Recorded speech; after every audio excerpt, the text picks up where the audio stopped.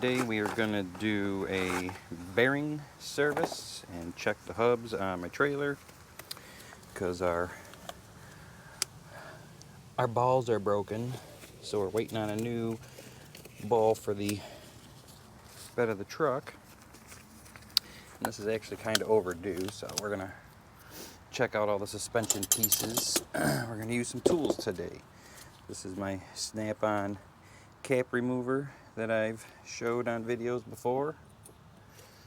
Put it on there like that.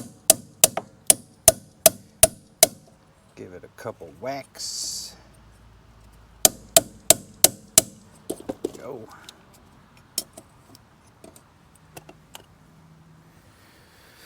All right.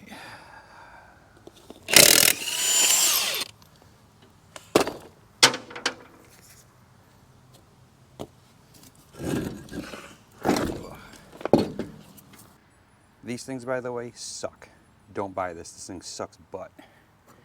Get this thing, use your grease gun. Alright.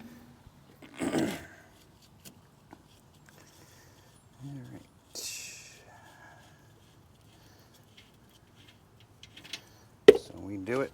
We just dump everything right in the bucket.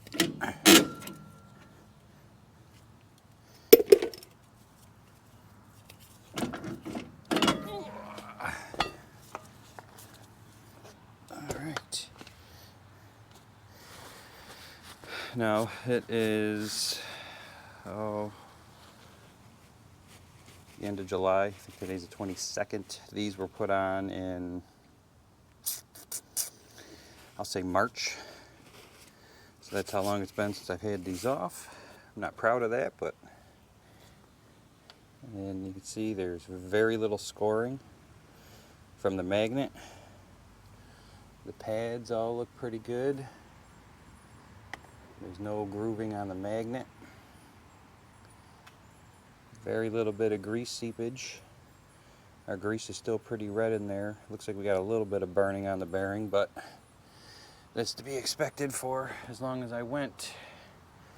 So next we get our seal removal tool. Get that hooked in there. Give this a yank. There we go. And I tell you, when they come from the factory, they put like sealant on it. Ooh. Let's see if we get some of this wiped off before we put it in there.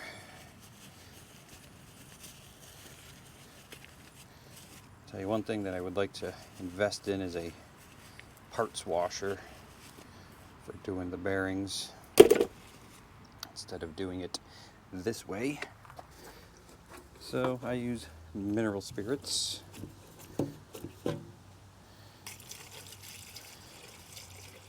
Pour it in there. This is how I use this bucket. I clean all the bearings like this, check them out, see what they're looking like. I also got my parts cleaner.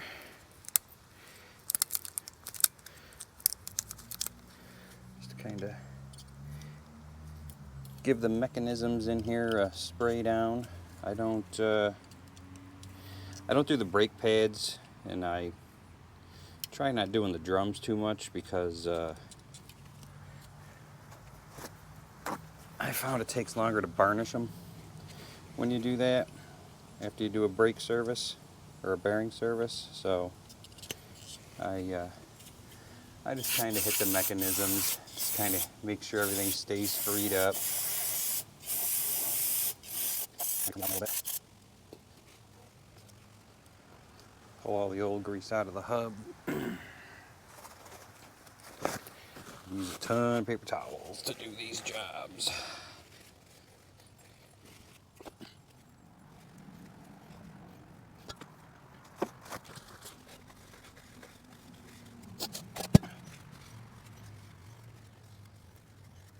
Alright, grease looks pretty good. Got most of the grease on the inside hub. Now what I do, just get out of the way here, is I just kind of spin the bearings in the mineral grease or the mineral spirits. Spin the greasy bearings in the mineral spirits. What's crazy is I've had bearings before on my dump trailer brand new from the factory. I pulled it out and it was missing a big chunk of metal across here. It wasn't in the hub, and it didn't take out none of the bearings. It was just missing a hunk of metal there. So that was kind of holy crap.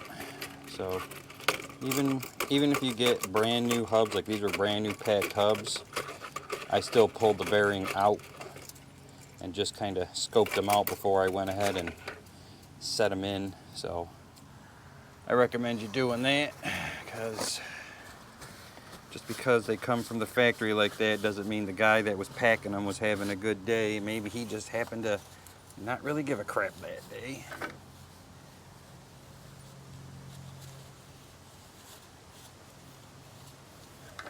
Spindles look good. No discoloration on that. Alright, next thing I do, once we get most of the grease off of the bearing, get yourself a rag, an old rag. Don't use paper towels, you just blow right through it. Get yourself an old rag like so. Get an air gun, and I just kind of go around the inside there. I'm only doing this on camera just to kind of show you what I do. And I do this over like the garbage pail and not get it all in my face. But so that cleans out the grease pretty good in there. And I'll use some brake cleaner.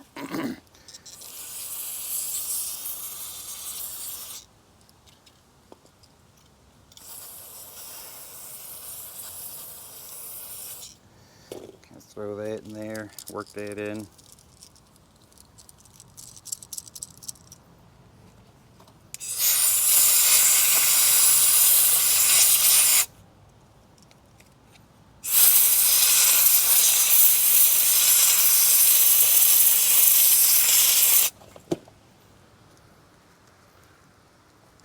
And there you go.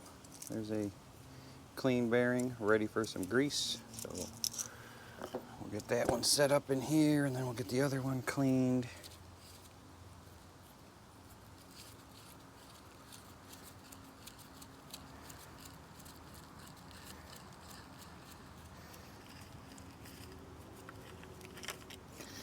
Yeah, so this, all you do is set the bearing on it like that. Kind of center it up. Spin this down till you tighten it up in there. And then all you do is just pump it full of grease. You'll see all the bad stuff and all the fluids I put in there come out the side. Wipe that off. And the nice part is the center of it's packed with grease, so there's enough grease pumped into it that you use that for the hub.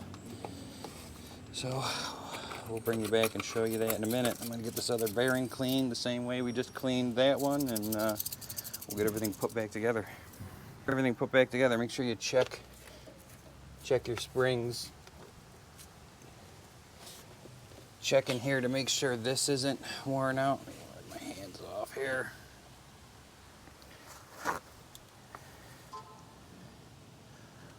Okay, so you see that upper triangular piece there on the top? Trying to get you in there a little bit better. I don't know if the camera's picking that up. That triangular piece right up there. That is what the slipper spring rides on, so you got to make sure that that's still there. Once that's gone, this equalizer's shot, and you have to replace the equalizer because the equalizer won't sit right. It'll sit down because that spring is up farther now. So we're still good. These weren't replaced that long ago. Well, actually, they were replaced when I did the hubs and all the backing plates and everything. So we should be pretty good. The other thing you're going to want to do is check the underneath of it. Make sure that that is still in place. So while I got you here, how's that look? Let's see. Trying to figure the camera angle out here.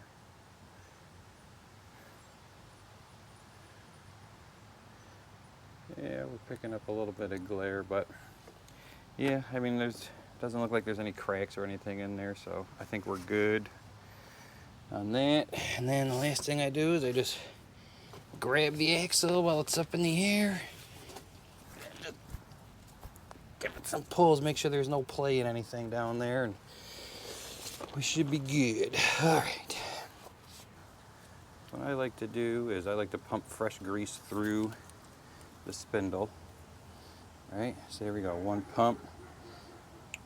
And that grease still looks pretty good. So I would say this spindle didn't get hot really, because if it did, then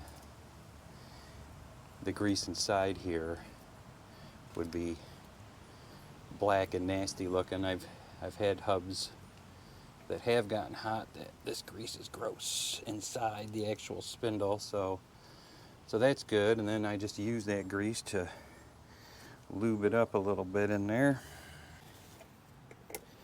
Put it on this bad boy, tighten that up. And then you just pump.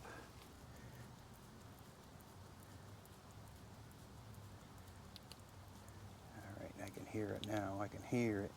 I can hear it coming. There we go. See, it's starting to come out the sides there. No gross looking grease. So we know that we did a good job cleaning it. Same grease, just in a tube. So get it on your finger. I run it around the race. I also take a gabagool like this and kind of smear it around between the two races in the middle of the hub. Yeah, this tool doesn't make it any less disgusting. It just makes it a lot easier than that stupid other thing. So this I'll take out. Just kind of leave that in there. So I'll take the extra grease, the gabagool, like so, and I just kind of make sure I get it all up in here, right? So I still kind of do a little bit of a hand pack just to make sure it's all in between all these bearings, right? So there's that. Set that in there. I usually give it a spin in there. Check it, make sure everything's got good grease coverage. All right. Now, I'll take all this grease off my fingers, like so, and I will deposit it onto the outer bearing. I use a lot of paper towels.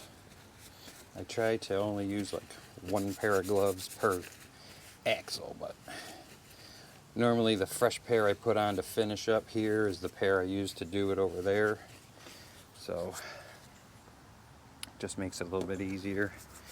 And just the one you got all the solvents and everything on, just kind of, and it's important to use solvent okay gloves. These are from the Harbor Freight. If you use those vinyl ones you use in the kitchen, they'll just disintegrate. Ask me how I know. So on here, so now this is all full of grease. It should do its thing relatively faster than the last one. Alright. They pick on here. They packed it right away with the extra grease in there. So let's get this off of here now. I gotta get one of those quick connects. The problem is I use this to grease my truck, and those quick connects really can't get in to all the suspension components, which is really why I haven't spent the money. I should just get a separate grease gun, but I've already got two, so whatever. Alright, I get these off of Amazon. So these are 7K Dexters. Product number. And these fluctuate so much. They go from like $5 for a pair to $15 for a pair to $6 for a pair to $18 for a pair. So now that I'm doing this, I'll actually keep an eye on it because I have it in my cart. And once it drops to like $5, that's when I'll nab them. So I do thin layer of grease, just so it kind of slides in there good. Take a little bit of that grease just around right in there. Set it in there. All right. Now what I do is I take my Maddox bearing race and seal set.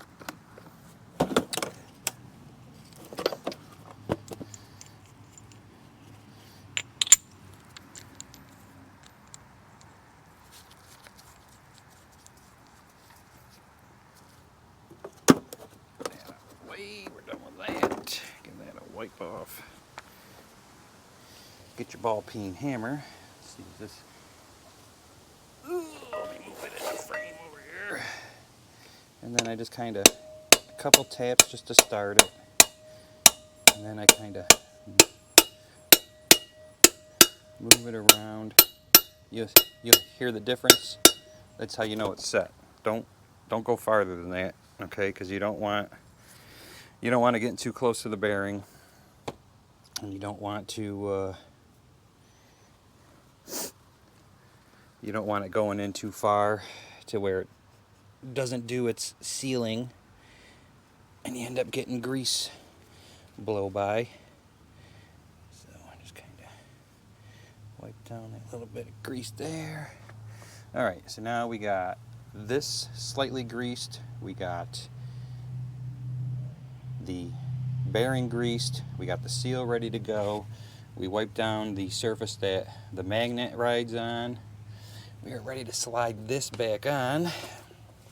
Everything in here looks good. So you know what?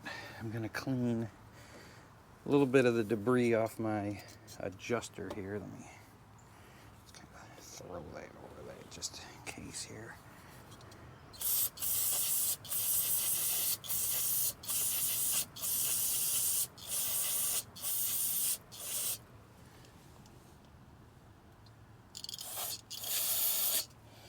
Very important to keep that clean where I live in New York, otherwise you ain't adjusting nothing. All right. Now, kind of want to all one motion. You don't want to mess that seal up. So now we got that on there. All right, next I take a good lube here and make sure I still do a little old school packing. I know, what's the point? Well, I can tell you, when you use that thing, it's definitely in there and packed correctly, and this just kind of gives me peace of mind. So now what I do is I put a good gobber goob like that.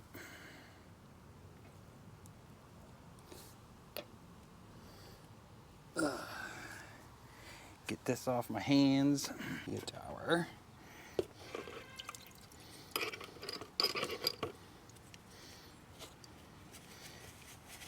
D-ring. Wipe that down a little bit better. Don't need to get no solvent in there. That slid in there. Get your nut.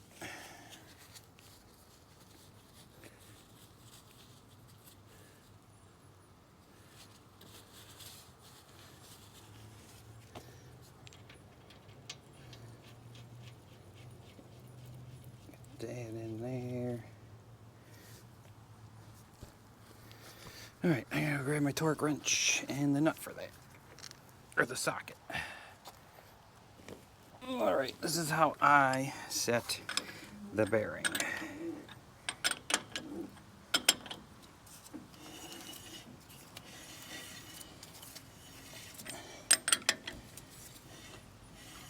Alright, now I'll loosen that up.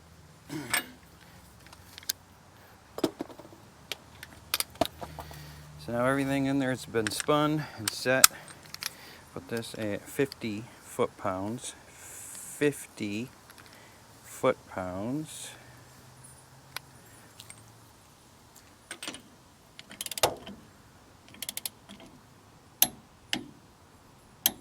All right.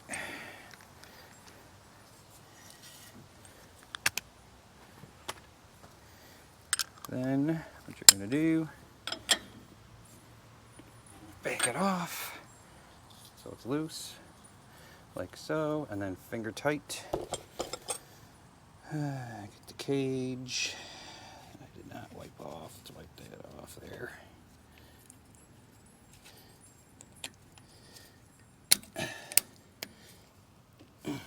Okay, come on.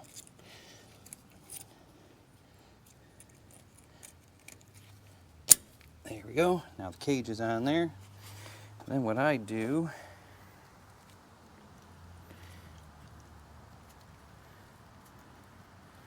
I don't go crazy pumping it, but I do like to get a little extra grease in there.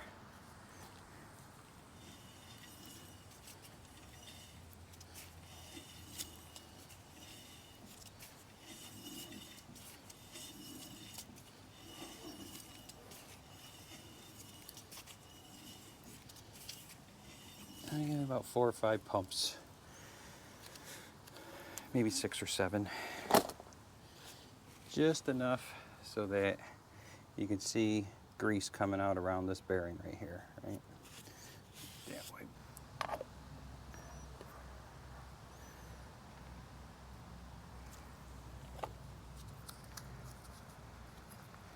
Now the other thing I do too, pull the plug so that the nut can go through there like so.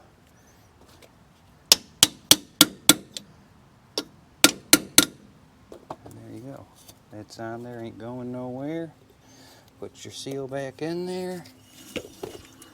That is how you do a bearing service. Let me see, what time is it? Where's my telephone?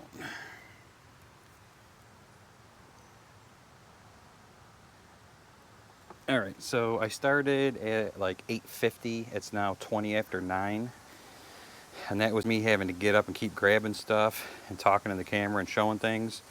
But now when I do the next ones, I'm just going to breeze right through it because I have everything out here that I need to do it.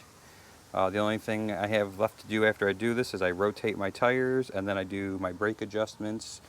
And then once I get the new ball this afternoon for my truck, we will take it out for a test drive, put some miles on it, make sure everything's working properly.